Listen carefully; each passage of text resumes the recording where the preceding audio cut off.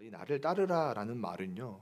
왠지 화살이 이렇게 하늘을 뒤덮고 있고 한 나라의 장군이 부하들을 보면서 외치는 말 같기도 합니다. 나를 따르라.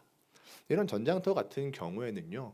어쨌든 상하 관계가 명확하고 질서가 있기 때문에 그 장군을 내가 신뢰할 만한 사람이든 아니든 따를 수밖에 없습니다. 그런데 그런 전쟁터가 아닌 경우에는요, 이 나를 따르라라는 말을 하는 그 사람이 누구냐에 따라서 우리는 따르기도 하고 따르지 않기도 하는 것 같습니다. 그 말을 하는 사람이 내가 정말 믿을 만한 사람이라면 따를 수 있겠죠. 그런데 그 말을 하는 사람이 내가 도저히 믿지 못하는 사람이라면 따르는 것에 참 많은 어려움이 있을 겁니다. 어, 저도 나를 따르라라고 하는 사람들을 보면서 정말 따르고 싶은 사람이 있는가 하는 반면에 따르고 싶지 않은 사람들도 있죠. 아마 성도님들도 그러실 텐데 오늘 본문에서 나를 따르라라고 말씀하시는 이는 그 누구보다도 신뢰할 만한 사람입니다. 바로 예수님이시죠. 예수님께서 저 말씀을 하시는 건데 그 본문을 조금 더 자세히 보았으면 좋겠습니다. 오늘 본문에는요. 부자 청년과 예수님과의 대화가 나옵니다. 17절을 보면요. 예수님이 길에서 나가려고 하실 때에 한 사람이 달려와서 예수님 앞에 무릎을 꿇습니다. 그리고 그의 발걸음을 붙잡는데요. 이 사람에 대해서 이 내러티브를 보면요. 어떤 사람이 잘 나타나 있는데 이 본문뿐만이 아니라 마가복음 10장 17절에서 22절 이 본문뿐만이 아니라 마태복음과 누가복음에도 이 내러티브가 동일하게 등장합니다. 그래서 그 세 개의 내러티브를 이 본문을 같이 보면요. 이 사람이 누군지 조금 더 명확하게 우리가 알 수가 있는데요. 그는요 먼저 부자입니다. 물질이 굉장히 많았던 사람이죠. 그리고 나이가 청년의 나이대로 보입니다. 그리고 관리 곧 나란 일을 하던 사람이었습니다. 그러니까 다시 말하면 세상적으로 볼 때 어느 정도, 아니 어느 정도가 아니라 굉장히 영향력이 있는 사람이었죠. 그리고 이 영향력이 있던 이 청년은요 무엇보다도 영생을 갈망하던 청년이었음을 본문들은 이야기하고 있습니다. 그런데 왜 이 청년은 하필 예수님께 나와서 무릎을 꿇었을까요? 재물이 많을 뿐만이 아니라 사회적인 지위도 있던 이 청년은요. 마음만 먹으면 저명한 율법 학자들에게 가서 이 영생에 대한 것을 물을 수도 있었을 것이고 논할 수도 있었을 것이고 논쟁도 가능했을 텐데 이는 굳이 예수님 앞에 와서 이 청년은 무릎을 꿇습니다. 왜 그랬을까요? 이것은 당연하게도 예수님의 특별함 때문일 것입니다. 우리가 이미 잘 알고 있듯이 당시 예수님의 유명세는 어마어마했습니다. 왜냐하면 예수님이 가시는 곳마다 놀라운 이적을 펼치셨기 때문인데요. 병든 자를 고치셨고 귀신 들린 자에게서 그 귀신을 내쫓으셨고 사람의 이성과 생각으로는 불가능한 이적들을 기적들을 만들어내셨죠. 뿐만 아니라 예수님이 선포하시는 하나님 나라의 메시지는요. 가히 당대 종교 지도자들과는 비교할 수 없었습니다. 방향도 달랐을 뿐더러 하는 이야기와 주장하는 바가 사뭇 달랐죠. 어디 그뿐입니까? 예수님은요. 낮은 자들, 깊이 되었던 자들, 사회적인 약자들에게 친히 찾아가셨던 분입니다. 죄인들과 식사를 하시고 창기들과 대화를 나누셨죠. 이러한 예수님의 행보는 당시 유대인들에게는 굉장한 충격이었습니다. 파격적인 행보였죠. 왜냐하면요, 예수님의 행보는 당시 유대인들이 가지고 있던 죄에 대한 기본적인 패러다임을 완전히 무너뜨렸기 때문입니다. 그 체계와 그들이 갖고 있던 죄라는 것에 대한 어떤 체계, 이론, 사상 이런 것들을 완전히 무너뜨렸던 것입니다. 이 당시 유대인들이 가지고 있던 이 죄라는 것에 대한 패러다임은요, 죄의 정과 또는 죄의 전염의 개념이었습니다. 이게 무슨 말이냐면요. 이전에도 한번 말씀을 드렸던 적이 있는데 구약 시대부터 이 유대인들은요 부정한 것을 피해 다녔습니다. 부정한 것과 가까이 하지 않았죠. 그런데 괜히 그랬던 것은 아니고요. 이 부정한 것과 접촉하게 되면은 그 부정이 나에게 옮는다고 생각을 했었습니다. 그래서 이 누룩이 마치 이렇게 번져가는 것처럼 죄인과 접촉하면 그 죄가 나에게도 번져간다고 생각을 했던 것이죠.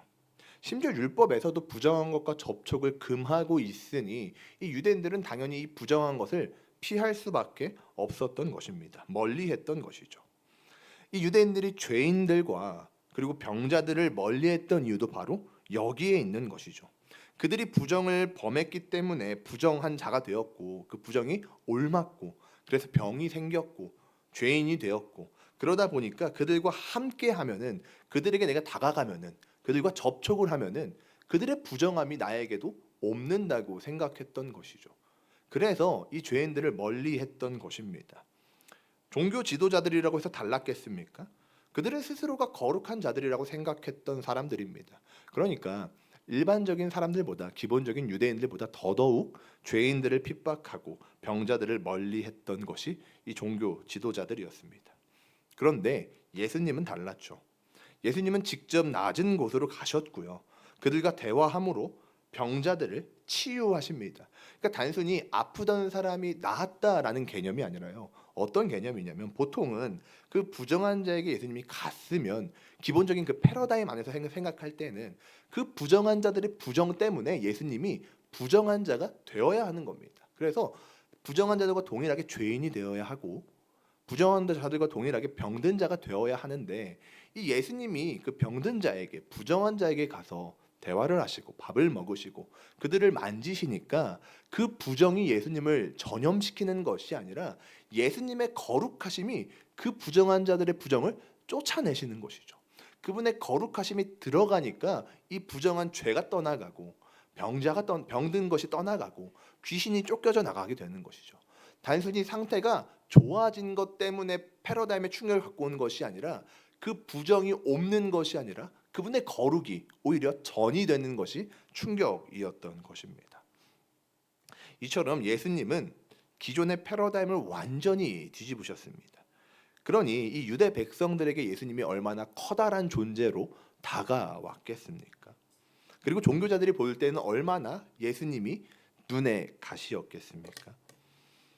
오늘 본문에서 영생에 대해서 묻는 청년 역시 아마 이러한 이유 때문에 예수님께 다가온 것으로 보입니다. 예수님이라면 기존에 말하는 그 율법 학자들과는 달리 영생에 대해서 조금 더 새로운 개념을 제시할 것 같았던 것이죠. 그리고 무엇보다 이 청년이 보기에는 이따가도 말씀을 드리겠지만 예수님은 선한 사람처럼 보이는 겁니다.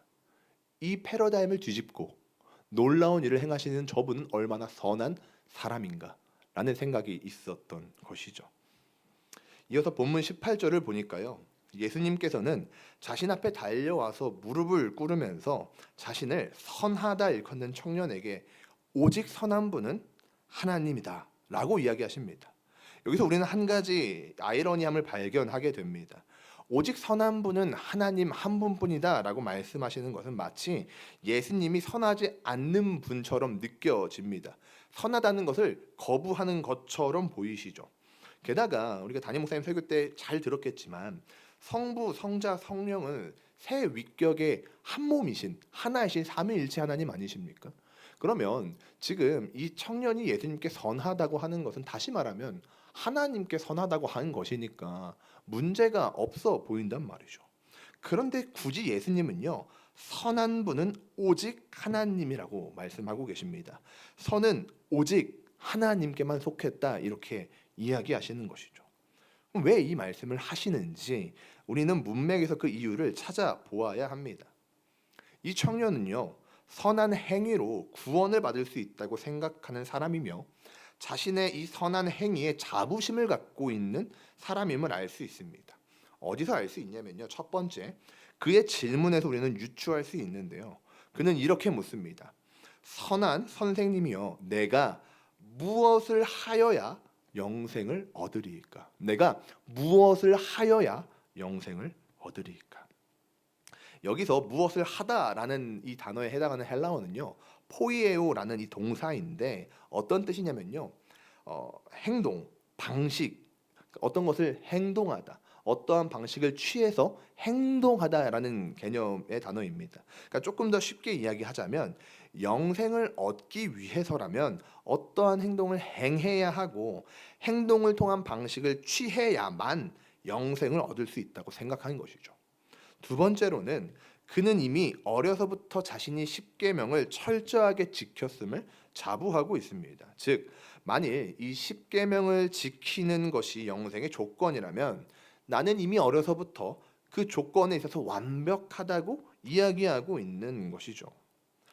이처럼 청년은요, 선한 행위로 구원을 받는다고 생각을 하기에 자신보다 더 선해 보이는 예수님께 구하고 있는 겁니다. 그러니까 자신도 지금 충분히 선한 행동을 해왔고 어려서부터 잘 선한 행동을 해왔는데 자기보다 더 선해 보이는 분이 계시니까 예수님께 어떤 걸 행해야 하는지, 그래야 예수님처럼 선해지고 또 영생을 얻을 수 있는지를 묻고 있는 것입니다. 그래서 예수님은요, 선한 행위 자체가 구원에 영생에 이룰 수 없음을 가르치시기 위해서 이 말씀을 하시는 겁니다. 다시요. 예수님은요, 선한 행위 그 자체가, 그러니까 선한 행위가 필요 없다라는 개념이 아니라 그 선한 행위 자체가 영생에 이를 수 없음을 말씀하시기 위해서 지금 이 말씀을 하시는 겁니다. 선한 분은 하나님 한 분이라고 말씀하시는 것이죠. 조금 더 쉽게 표현하자면 선함으로는 하나님께 이를 수 없고 우리의 선은 하나님께 비견할 수 없음을 말씀하시는 것이죠. 그렇게 말씀하시면서 선한 행위가, 그 행위 자체가 영생의 조건이 아님을 말씀하시는 겁니다. 이어서 예수님은 영생을 얻는 방법에 대해서 이야기를 하시는데요. 그 방법 중에 하나가 뭐였냐면요, 십계명을 지키는 것이었습니다. 여기서 우리는 또 한 번 아이러니함을 발견합니다. 제가 분명 방금 바로 전까지 이 선한 행위 자체가 영생을 얻게 하는 것이 아님을 말씀드렸습니다. 그거를 가르치기 위해서 예수님이 이 선한 분은 하나님밖에 없다는 것을 말씀하셨다고 이야기를 했죠. 그런데 바로 예수님은요, 십계명을 지키라고 하시는데 이거는 어떻게 보면은 행위와 율법을 강조하시는 것처럼 보인다는 거죠. 분명히 선한 행위가 선한 행위 그 자체가 영생을 얻게 하는 것이 아니다라고 말씀을 하셨는데 그 뒤에 이어서 십계명을 지켜라라고 말씀을 하십니다. 율법을 지켜라라고 말씀을 하시는 것이죠. 그래서 우리는 이 말씀에서 뭔가 인지 부조화가 발생하는데, 이러한 생각이 드는 이유는요, 사랑하는 성도님들, 우리에게 이 율법과 복음이 대조화되어 있어서 이런 인지 부조화를 느끼게 되는 것입니다. 우리는 율법은 복음이 아니라고 생각을 합니다. 그리고 우리는 행위는 믿음이 아니라고 생각을 하죠. 그러다 보니까 이 예수님의 답변이 이상하게 보이는 겁니다. 물론 행위로 구원을 얻는 것은 당연히 아니고요, 율법으로만 당연히 구원을 얻을 수는 없습니다. 그런데 믿음의 행함이 결여될 수 없고요, 믿음의 행함이 결여될 수 없고요, 모든 율법이 예수 그리스도를 지향하고 있음을 우리는 기억해야 합니다. 그러니까 율법은 지키지 말아야 할 악한 것이 아니라 이 율법이 지향하고 있는 바를 보아야 한다는 것이죠. 사실 이 율법 모든 것을 지킬 수만 있다면 그 자체로도 구원에 이를 수 있을 겁니다. 그런데 그것이 불가능한 거죠. 모든 사람이 이 율법을 다 지킬 수가 없는 겁니다. 그런데 이 율법의 가장 큰 특징은요, 이 율법은 예수 그리스도를 지향하고 있다는 거죠. 그리스도를 보고 있다는 겁니다. 그래서 이 율법을 지키지 못함으로 우리에게 무엇이 필요한지, 이 모든 율법을 행할 수 있는 대리자가 누구인지를 바라보게 하는 것이죠. 그것은 오직 유일한 분 예수님밖에 없는 것입니다. 그래서 예수님이 무슨 말씀을 하십니까? 마태복음 5장 17절인데요. 같이 한번 합독했으면 좋겠습니다. 읽겠습니다. 내가 율법이나 선지자를 폐하러 온 줄로 생각하지 말라. 폐하러 온 것이 아니요 완전하게 하려 함이라. 아멘. 예수님은요, 율법의 완성, 곧 하나님의 말씀의 완성이십니다. 예수님은 하나님의 말씀 그 자체이시자 하나님의 말씀의 완성이심을 우리는 기억해야 합니다. 그래서 예수님께서 십계명을 지키라고 말씀하시는 이유 역시 하나님의 말씀을 믿음으로 순종하고 그 십계명, 그 하나님의 모든 율법들이 지향하고 있는 그리스도의 말씀에 귀를 기울이라고 말씀을 하고 계신 것이죠. 이어서 본문 20절을 보니까요, 청년은 예수님의 이야기를 다 듣고 예수님께 이렇게 대답합니다. 선한 선생님, 제가 이것은 어려서부터 다 지켰습니다. 그리고 예수님은 이렇게 대답하는 청년을 보고 사랑하셨다 이렇게 성경은 증언하고 있습니다. 그리고 그에게 이렇게 말씀하십니다. 나를 따르라. 이처럼 예수님이 나를 따르라라고 말씀하시는 경우는요, 12제자들을 제외하고는 굉장히 드문 단어입니다. 오히려 예수님은요, 이 귀신 때문에 결박이 되어서 불에도 물에도 뛰었던 그 여인이, 그 소녀가 예수님으로 인해서 그 귀신이 축출되고 죽기가 되어지고 예수님을 따르겠다고 했을 때 예수님이 어떻게 하셨냐면요, 집으로 돌아가서 하나님께 영광을 돌려라 이렇게 말씀하십니다. 이랬던 예수님이요, 이 청년에게는요, 나를 따르라라고 말씀을 하고 계시는 겁니다. 그러니까 그의 어떠한 행동을 귀하게 여기시는 겁니다. 십계명을 중요하게 생각하고 그 십계명에 순종했던 청년의 태도를 귀하게 여기시는 거죠. 왜냐하면 그 십계명은 하나님의 말씀이니까요. 그래서 예수님은 그에게 나를 따르라라고 말씀을 하고 있는 겁니다. 그런데 사랑하는 성도님들, 청년은 오늘 우리가 본문에서 보았던 것처럼 자신에게 있는 재물을 포기하지 못하고 예수님께 등을 돌리고 떠나가게 됩니다. 그러면서 우리는 이 본문 가운데에서 이러한 질문을 하게 되죠. 왜 청년은 예수님을 따르는 길을 포기하게 되었는가? 그리고 하나님께서는 왜 우리에게 지금 이 말씀을 하고 계시는가? 이 두 가지를 깨닫기 위해서는 먼저 우리는 예수님이 따르는 길이 어떤 길인지를 알 필요가 있을 것 같습니다. 이미 잘 알고 계시겠지만 사랑하는 성도님들, 예수님을 따르는 길은요, 분명하게도 고난과 역경의 길입니다. 그 길은 걷기 힘들고 버거운 길임이 틀림없습니다. 왜냐하면요, 첫째로 그 예수님을 따르는 길은요, 좁은 문이기 때문입니다. 마태복음 7장 13절과 14절에 잘 나타나 있는데요, 같이 한번 합독해 보았으면 좋겠습니다. 함께 읽겠습니다. 좁은 문으로 들어가라. 멸망으로 인도하는 문은 크고 그 길이 넓어 그리로 들어가는 자가 많고 생명으로 인도하는 문은 좁고 길이 협착하여 찾는 자가 적음이라. 아멘. 오늘 이 본문에서 말씀하고 있는 것처럼 이 멸망으로 인도하는 길은요, 크고 넓은 길이라고 이야기를 합니다. 그 말은요, 그 문을 통과하기 위해서 내가 나를 낮출 필요도 없고요, 그 길을 걸어가면서 불편함이 전혀 없기 때문에 털레털레 걸어갈 수 있는, 내 마음대로 행동할 수 있는 길이라는 의미이죠. 반대로 성경에서 생명으로 인도하는 문은요, 그 문이 좁고 작다고 이야기합니다. 그리고 그 길 또한 협착한 길이라고 이야기를 합니다. 이 말이 무엇을 의미합니까? 그 문으로 들어가기 위해서는요, 나를 낮추고 몸을 구겨야 하며 길 또한 매우 좁아서 내 몸의 길을 맞추어야 된다는 것이죠. 그 길에 내 몸을 맞추어야 한다는 것이죠. 그런 길이라는 겁니다. 예수님을 따르는 길이 바로 이러한 길인 것이죠. 넓은 문, 넓은 길이 아니라 좁은 문, 좁은 길인 것입니다. 그래서 그 문으로 들어가기 위해서는요, 필요 없는 짐들을 버려두어야 하는 겁니다. 예수님을 따르기 위해서는요, 그 좁은 길을 걷기 위해서는 필요 없는 짐을 내려두어야 한다는 것이죠. 그런데 여기서 우리가 알아야 하는 이 필요 없는 짐은요, 꼭 재물을 의미하는 것은 아닙니다.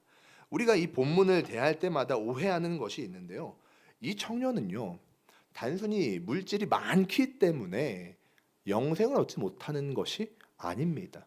성경이 주목하고 있는 바를 정확히 보아야 하는데요, 이 청년이 단순히 물질이 많아서 영생을 얻지 못하는 것이 아니라요, 그 많은 물질을 하나님보다 더 중요하게 여겼기 때문에 영생을 포기하는 겁니다.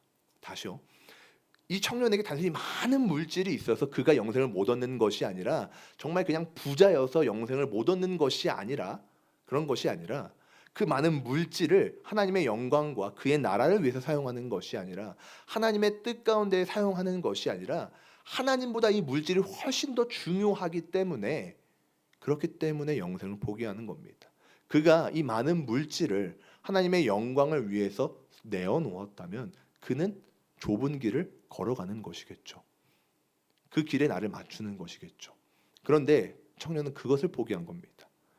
부자여서이기 때문이 아니라 단순히 물질을 더 소중하게 여겼기 때문입니다. 도리어 구약을 보면요, 물질은요, 하나님의 축복과 연관이 되어 있습니다.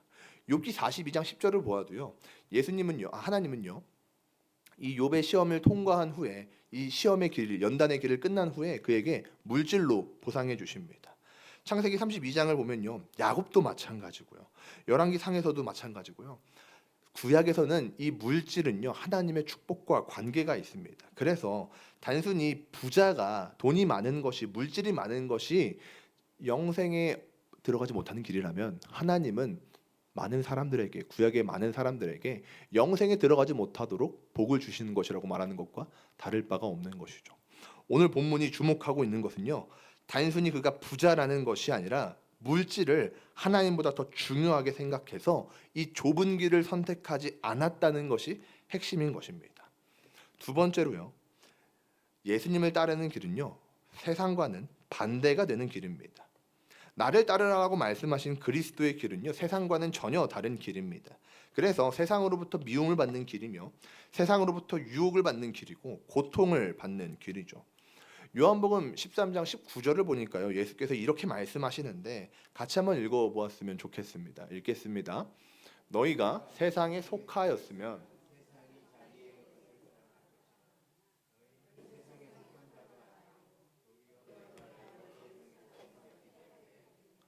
세상이 너희를 미워하느니라. 아멘. 다시 말하면 예수 그리스도의 택함을 받고 그 길을 걷는 자들은요. 세상으로부터 미움을 받을 것이라고 이야기를 합니다. 예수님을 따르는 길이 고된 이유는 그 길이 세상과 다른 길이기 때문입니다. 세상은 부귀와 명예, 내가 한 만큼 얻게 되는 성과들, 쾌락, 그게 육체적인 쾌락이든 정신적인 쾌락이든 쾌락 추구, 이런 것들을 추구합니다. 하지만 예수님을 따르는 길은요. 예수님이 걸어가신 길이기 때문에 세상과 많이 다르죠. 세상이 추구하는 바와 다른 겁니다. 그 길은요. 자기 비하, 자기 십자가, 헌신, 사랑, 섬김, 배려, 존중, 용서를 추구합니다. 그리고 예수 그리스도의 길은요. 자기 중심적이며 개인주의를 이야기하는 세상의 길과는 달리 하나님 중심적이며 공동체 중심을 이야기합니다. 그렇기 때문에 그리스도를 따르는 길은요. 분명히 어렵고 힘든 길이죠. 그렇게 어렵고 힘든 길이기 때문에 오늘 이 부자 청년이 포기하고 돌아가는 겁니다. 내 것을 내려놓아야 하고 그 말씀에 온전히 순종해야 하며 나를 그 길에 완전하게 맞춰야 되기 때문에 힘든 길이 맞다는 거죠. 그래서 그 청년이 포기하는 겁니다. 그런데요, 사랑하는 성도님들, 그럼에도 불구하고 이 길을 걸었던 사람들이 분명히 존재합니다. 오늘 본문 속의 부자 청년은 그 길에 앞서서 자신의 우선순위를 포기하지 못해서 돌아갔지만 끝까지 그 길을 생명을 걸고 걸었던 사람들이 있죠. 누굽니까? 제자들이 그랬고 우리 믿음의 선조들이 그랬습니다. 그렇다면 그들은 무엇 때문에 그 길을 걸었을까요?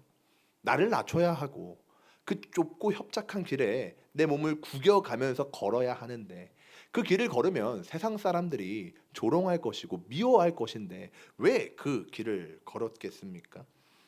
예수님이요 혹시 제자들과 이 부자 청년에게 동일하게 말씀하지 않으신 게 아닐까요? 이 부자 청년에게는 단순하게 나를 따르라 한마디만 하시고 이 제자들에게는 가갖고 왜 나를 따라야 하는지 거기에 어떤 유익이 있는지 세세하게 설명을 해줬기 때문에 제자들은 따르고 이 부자 청년은 안 따른 것일까요?